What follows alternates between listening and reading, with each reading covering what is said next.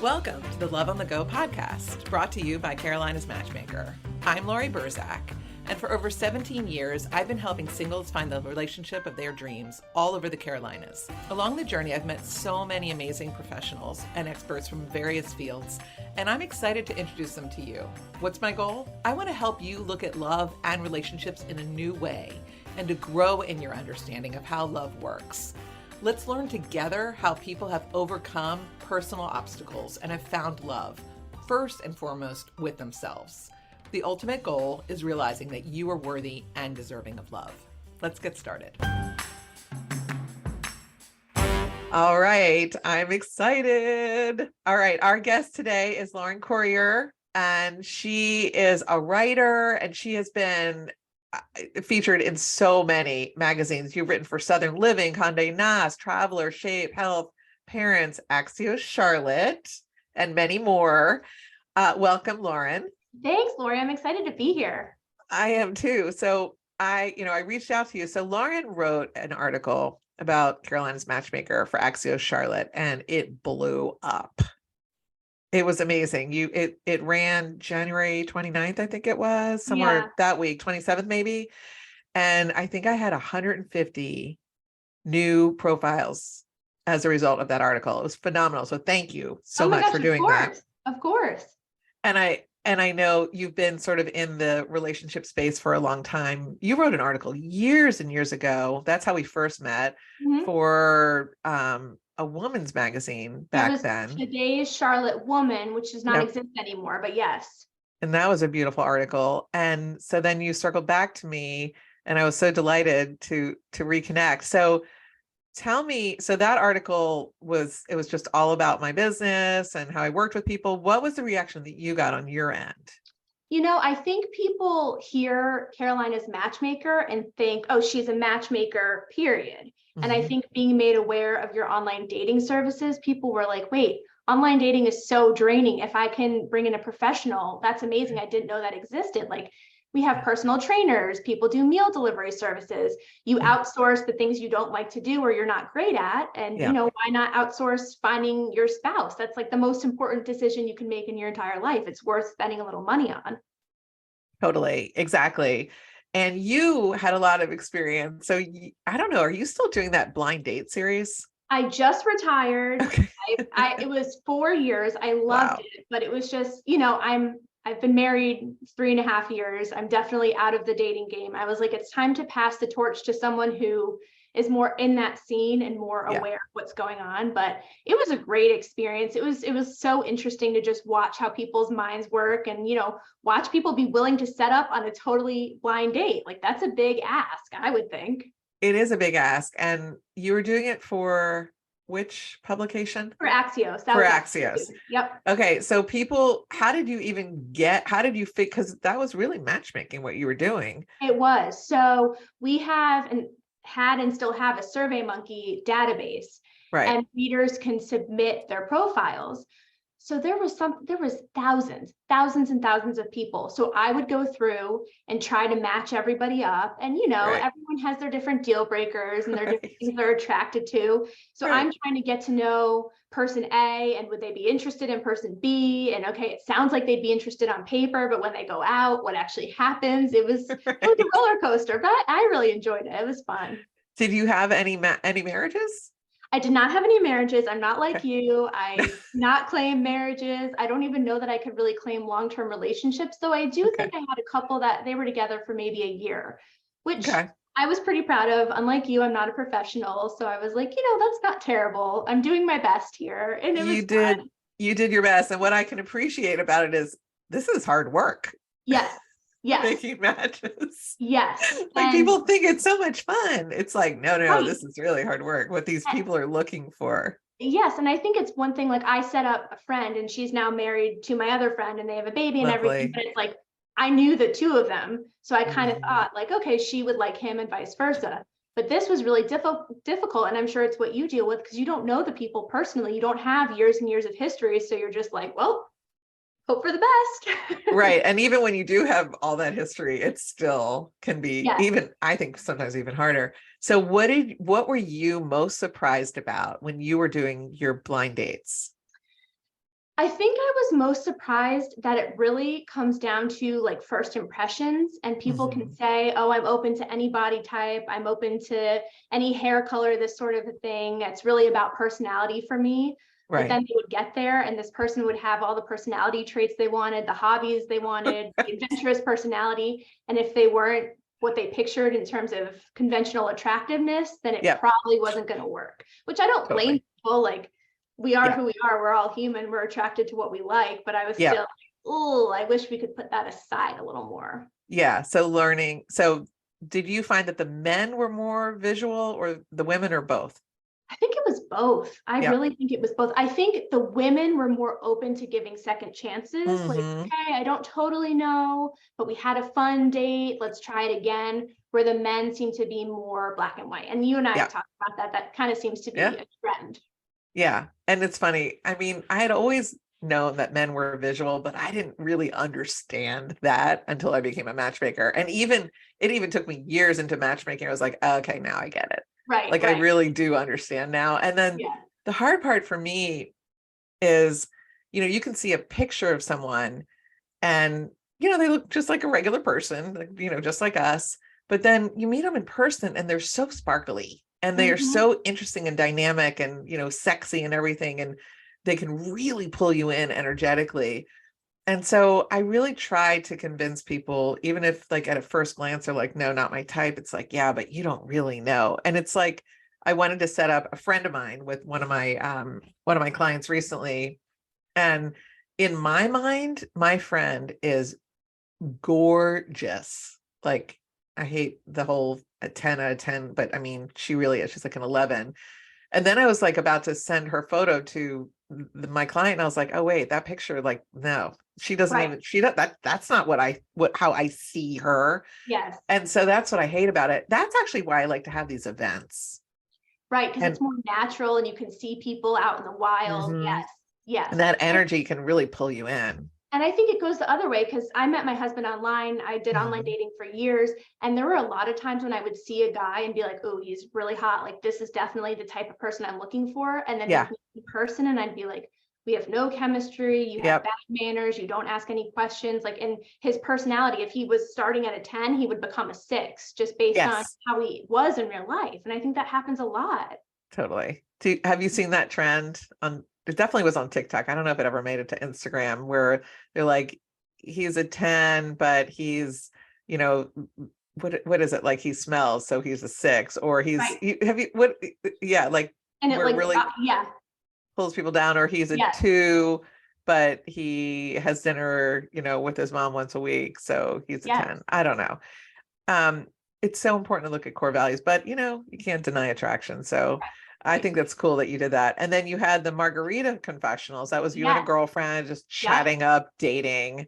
And then I guess you met your husband, and I think it sort of slimmed out after that a little bit, because it's like, what are you going to talk about? You both were dating and we were both single. And then she met her boyfriend, husband, on Tinder. And I met my then boyfriend, now husband, on Bumble. So it was like, she was in a relationship and I was still single. We were like, okay, we can make this work. This is good. And then we were both in relationships and we were like, oh, I don't know if this is going to work anymore. Time to pass the torch to people who are still in that stage of life. So yeah, totally. And so at this point, so tell us about your love journey. Because when I met you, you were in your 20s. It's been a while now, and you were kind of dating. I even matched you up with someone. It wasn't a match, but it was a fun time. 100%. Yeah. So tell me a little bit about kind of what you learned about dating, and then ultimately, meeting your husband. So I came to Charlotte with a boyfriend. I had been in a relationship for like 5.5 years. We lived together. And it was one of those things where we both kind of knew the relationship needed to end, but it's hard, you get that momentum going and it's hard to be like, okay, stop, this is done. So I moved for a job and we were still together trying to do long distance, but obviously the relationship needed to come to an end and did. So then now I'm in Charlotte, I'm 25. I've never seen a dating app. I've never been on a dating app. And I was like, I'm going to try Tinder, because I had friends on Tinder. So I started with Tinder, and then over the years, Hinge, and I tried Match.com, and I tried Bumble. And I was single for probably 3 years. I went on like 60 dates. It was, Wow. I met a lot of people, and I would talk to my girlfriends and say, it feels like sales. Like when you're in a sales job, you have to make 100 calls to maybe make 1 or 2 sales. And that was what it felt like to me. Like every time I would go out with somebody, even if we weren't a match, I felt like I was getting closer. Right. And, I was kind of narrowing down, this is what I don't want. This is what I do want. And I had my box for what I thought I wanted was this big. And I'm like, he has to be all of these things. And I have this whole idea in my head. I know exactly who he's going to be. And then I was just striking out. I was not finding what I was looking for. I was meeting nice guys, but not my guy. And so I was like, you know what? I'm going to just be more open-minded. And I was swiping more generously, like my husband is Christian. He's from the South. I'm Jewish. I'm from New York. Right. And I think 2 years before I met him, I would have been like, oh, that would never be a match. But I decided to give different people a chance. And I ended up going out with my husband. And, on paper, we look totally different. But as we were talking about core values, like who we are and what we value and what we want out of life is completely in sync. And I realized like that matters way more than where you're from or what church you do or don't go to and that kind of a thing. Totally. So I want to hear a little bit about some of the funny dates you went on, or like, did you have just, I don't know, are there any that really stick out? People love to hear these stories. Yes. So my hairdresser is obviously thrilled that I'm married, like loves my husband, Brad, but she's like, I miss your dating stories sometimes because you would just make me laugh for 2 hours. Like the weird people I met, it was just very strange. I one time went on a date with somebody and we were at like a bar restaurant and he got up to go to the bathroom and he was gone for like 20 minutes. And I'm like, oh my gosh, is he okay? Like he's having a stomach issue. So I like got up and walked around the restaurant. I didn't see him. I was about to like stop a man and be like, hey, can you just go check in the bathroom? But there was a rooftop and I went up to the rooftop and this is no joke. He was surrounded by like 6 women. While he was on a date with me. And I was like, I'm going to go. I hope he didn't stick you. He didn't stick with the bill, did he? No, I just left. I was like, I'm gonna go. I mean, like, I don't know what's happening here. And he like felt kind of bad, but not really that bad. So I was like, okay, that's so strange. See you later. Yeah. Bye-bye. It was a journey. Yeah. Online dating is a journey. And that's the thing, like, it is so time consuming and you really have to like force yourself to stay positive and force yourself to stay committed to it. And I think that's why, because you and I have talked about like there's a lot of online dating burnout, and I totally understand why, because it's literally like a part-time job and you're just like meeting weird person after weird person, and then maybe you'll meet a good one, and then there's more weirdos, and then there's one good one. So it's just like such a roller coaster. Was it that you really couldn't figure out in your texting ahead that they were weird? Or do you think looking back on it, you could have been like, oh, there it is?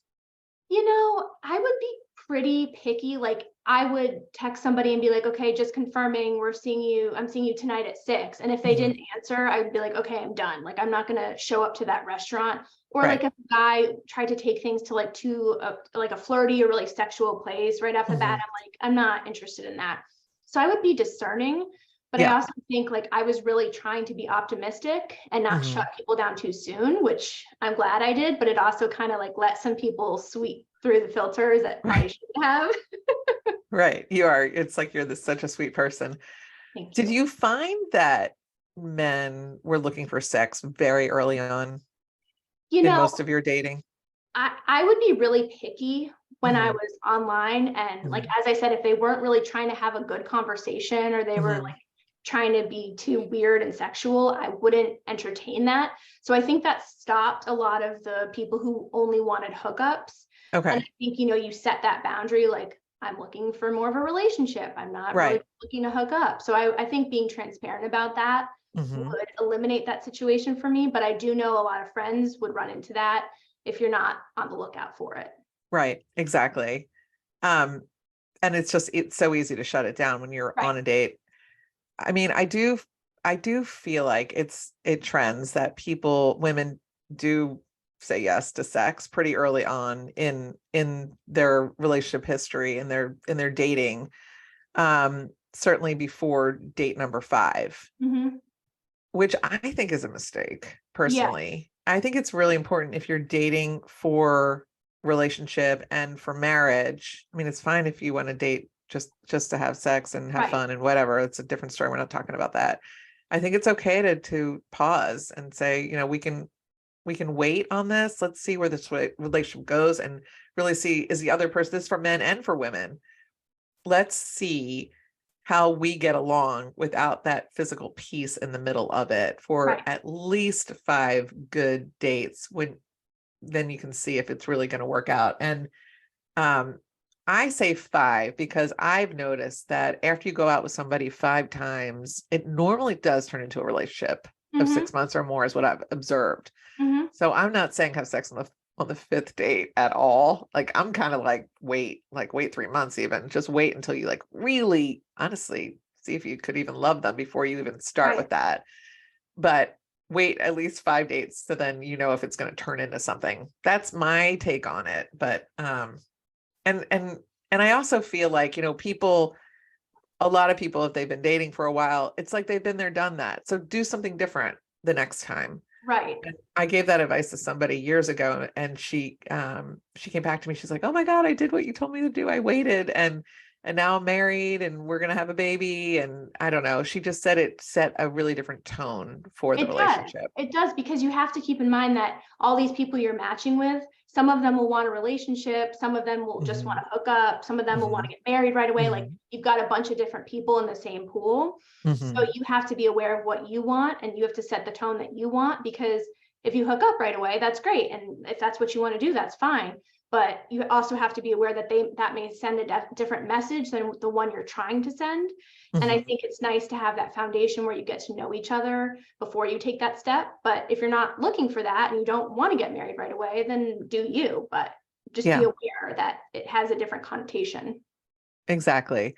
So you've been on so many dates, Lauren. What were some of the fun dates that you did? I mean, obviously people can go to breweries and go to restaurants, but what do you suggest for like an activity date, something fun? So I went to a Charlotte Knights game with a guy, and he caught a home run ball, which was super cool. Obviously, you can't control that, but I think a Knights game is really fun because there's an activity. So if the conversation is a little slow or you're nervous, you can talk about, oh, look at that play. Oh, he struck out, that kind of a thing. And you can walk around, get food, get a beer.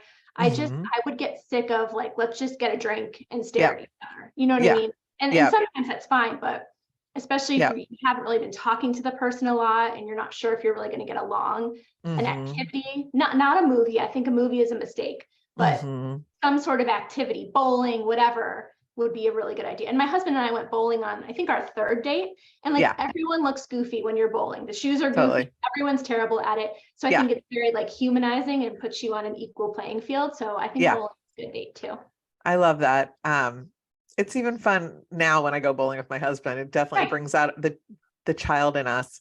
There's also axe throwing. I've sent people mini golfing. There's lots of places in Charlotte that have games, and arcade games is fun. Just anything that you can tap into that's childlike and just feels like fun. Top golf, all that kind of stuff. I love all those ideas. The Whitewater Center, even if you don't do the whitewater rafting, but it's just a pretty place to take a walk, look around. I've had people go there on blind dates, and that's been a hit. What's the first time with your husband or maybe a boyfriend before where you actually went away for a weekend? So this is an interesting story. My husband and we had been out, I think, 3 times, and he's a huge Duke basketball fan. He went to Duke. I'm a huge Syracuse fan. I went to Syracuse. And they were both playing in the ACC tournament in New York City. And my dad had gotten a suite with some friends and clients. And I knew I liked him, and I just threw it out there, and I did not expect him to say yes, but I was like, hey, I know this is really wild, but like, I have tickets to these games. I'm a fan. You're a fan. Like, if you want to go. And he was like, yeah, absolutely. And so he flew to New York with me. We had been dating maybe a month, met my dad, met all my dad's employees and clients, like totally unfamiliar atmosphere. And I thought that was really special just because, like, talk about trial by fire. He was just thrown into it. And, I think how you travel together matters, and like seeing that right away and early on, that was important. But I don't know that I would recommend that though. That was kind of a bold move. That was a bold move. Did you feel when you first met your husband, that first date, was it so different from all the other dates that you'd been on, and why? Yes, it was. I keep a journal and I went back and looked. And the day after our first date, I was like, this is someone I think I could see myself marrying. And I was not declaring that every other date. Like that was not me. Right. It was just, he felt like home. And I felt like I had known him for a really long time. And I wasn't doing the first date, like, let me tell embarrassing stories and just word vomit. Like I felt very comfortable. Mm-hmm. And we shut the restaurant down. We went to dinner. And I was very against dinner dates because I had been on many where it's like, it's horrible. And then you're trapped for 2 hours. Right. I was like, you know what? I'll give it a try. We went to dinner and we were there from like 6 o'clock to 11 o'clock, just talking and having fun. And I didn't feel like I needed to be anything other than me. And I felt like he was Mm-hmm. bringing his authentic self. And, Mm-hmm. I had been on many dates where I was like bringing the PR version of myself. And this was not that. And I was like, huh, like I just feel seen and known by him. So interesting. And then of course you felt attracted. Right, exactly. And that's, we met off of Bumble, and this was the first time seeing each other in person. Like Mm-hmm. people can look different on their Yeah. Bumble profile than they do in real life. So Mm-hmm. I was nervous. I was always nervous about that. But I was like, okay, he looks handsome. He's what I was expecting. Like he was not a catfish. We're good. What you said, it felt like home, is what I tell my clients all the time. If you feel so comfortable, it feels like home, and you're attracted, that is the magical formula. And it does Mm-hmm. not happen most of the time. Mm-hmm. It is very unusual. So you like really tapped in. You're like, yep, that's it. Right. Like I felt like I'd known him 100 years. Mm-hmm. It felt so comfortable, like being with someone, in my family or a close friend. I didn't feel like, oh, I'm on a date. This is so scary. Right. And if people just knew that and just looked for that, it would allow them to really hone in on who could be a good potential partner for them, instead of Yes. thinking, well, let me give him another chance. Let me give him another chance, or her another chance. You got to feel that. And it's a guttural thing. And if you think about it, how many times you fall in love in a lifetime? It's not that Right. many times, Right. maybe 3, 4 at the most. Right. And I would So, kind of go out with good guys. And my mom, she was getting so frustrated. She knew I wanted to meet someone. And she's like, mhm, you're not giving these guys a chance. They look so good on paper. They have a good job. They're kind, blah, blah, blah. And I was like, I know, but it just doesn't feel right. And I was, mhm, I was sort of doubting myself, like maybe I just have commitment issues or I'm being too mhm, picky. But I kept saying no to these people that like looked great on paper and I'm sure are a great partner to somebody else. And I'm mhm. so glad I did. I'm so glad I didn't try to like force it and be like, oh, this is how it's supposed to be. Because when I met the right person, I was like, oh, this is what I was waiting for. Yeah. I think it was so smart of you to go on all those dates, because some people will just skip the dating part, just waiting, waiting, waiting, waiting till it really looked fabulous. And then they haven't Right. had enough experience dating to Right. really know. It's 100%. important to have that experience. Um, and then did you talk about marriage pretty early on in your relationship? Yeah, we talked about marriage, not on maybe on the first date, but yeah, we definitely talked about like religion and politics on the first date, Mm-hmm. which I know Mm-hmm. some people say you shouldn't do, but Mm-hmm. A, we felt comfortable with each other, and B, at the time I was like 28, and I'm like, I'm not gonna date somebody for 6 months and then Yeah. find out that our values just do not align at all. So we were pretty transparent about all that stuff, wanting to have kids. I Mm-hmm. have endometriosis, which can lead to fertility issues. So I didn't want, like, if I was dating somebody and he was like, whoa, I can't handle that, like I Right. want to know that. And I want to know that I'm going to have somebody who sticks with me and can ride out the tough times. And I was not willing to like fake it for 6 months and then have the rug Mm-hmm. pulled out from under me. So, Beautiful. It's interesting. It reminds me of a client I had once who had MS, which, there's so many great medical cocktails that you can take nowadays for MS. It's not like it used to be back in the old days where everybody landed in a wheelchair and it was a death sentence. It's not anymore. It's so common now, honestly. And obviously it's a debilitating disease, but it can be maintained for many, many years. Anyway, so she and I had a conversation together about how to talk to her boyfriend about the MS. She didn't tell him right away, but it's something like she wanted to see, does it have any kind of long lasting like potential?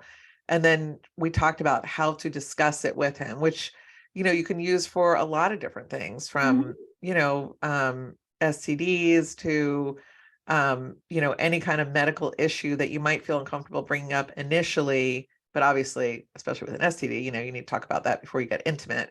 But how do you have those conversations with someone when to do it? Like when you get to that certain comfort level, not too soon and also not too late. Right.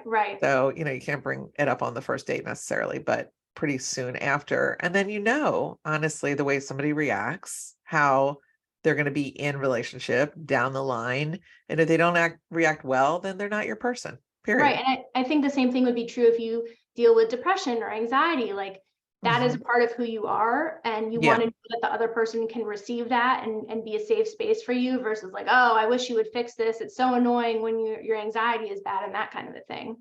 Yeah. Oh my gosh, that's such a good point. And so many people have anxiety now.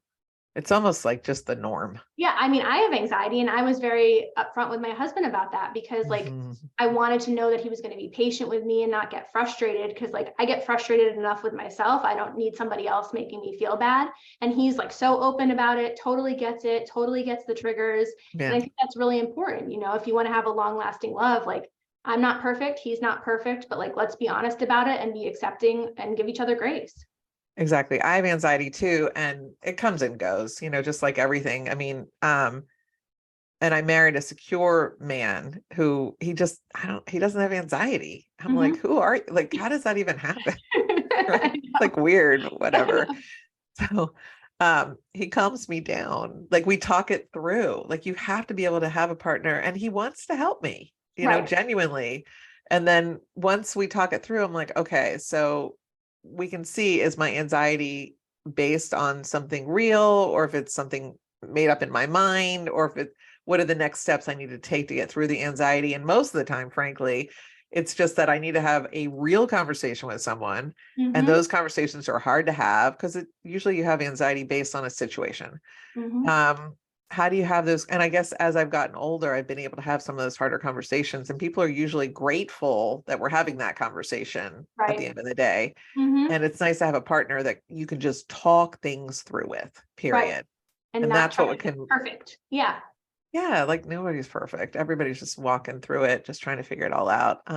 So find somebody perfect for you that can handle all of your stuff. Beautiful. This is so fun. What else?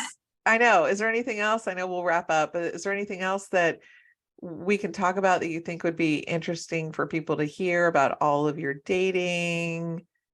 An important thing about online dating is like there are so many options available to you, which is amazing and exciting. Like my husband and I never would have met in real life, but because there are so many options available to you, I think we're a lot less tolerant of each other and a lot less willing to work through things and talk through things and be open-minded, because you can be like, okay, well, I like the Braves and you like the Red Sox, so we're not a match, and I'm going to just keep swiping. And it's like things that shouldn't be deal breakers feel like they are, because there are so many options, and it's like, well, maybe I like you, but maybe someone even better is like 2 swipes away. And so I think it's important to appreciate that online dating gives you access to people you might not normally meet, but that they're still people and everyone has flaws, and you're not going to be totally in sync with someone on every issue, but that doesn't mean that they're not a wonderful person and a great partner. It's just, you got to talk through things.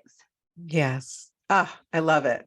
I love it. That's great. And, and I help people with that all day long. So, but it's important for me to also acknowledge how the user is feeling through all of it. So that's where kind of the coaching really, really assists people. This was so much fun. I am grateful that you took the time, and I think people are still really enjoying that Axios Charlotte article. I'll put it in the link on the show notes so that people can review it again and read your beautiful writing. And I wish you and your husband all the luck in the world. I love watching you on social media. Do you want to tell people your channels? Yeah. So I'm at Lauren Corriher, Corriher on Twitter and Instagram. So you can come say hi. Great. And do you have a special charity that you like to give to? I like to put that in the show notes. I like Promising Pages. I'm a huge reader, and I really think reading is such an important part of a kid's life. So I like Promising Pages or any literacy charity. I think books are so magical, and I just want everyone to be able to have access to them. I love that. Thank you so much. Thanks, Laurie. Well, This is awesome. Lauren, have a wonderful rest of your day. You too. And I will speak to you soon. Thank you so much for having me. I loved it. Thanks for listening to Love on the Go. I hope you join us on our next episode. You can make sure to know when it is by following us wherever you listen to podcasts. Also, if you enjoyed it, it'd be great if you left us a review. I'd appreciate it. In the meantime, to learn more about me and how my team can help you, visit carolinasmatchmaker.com. Until next time.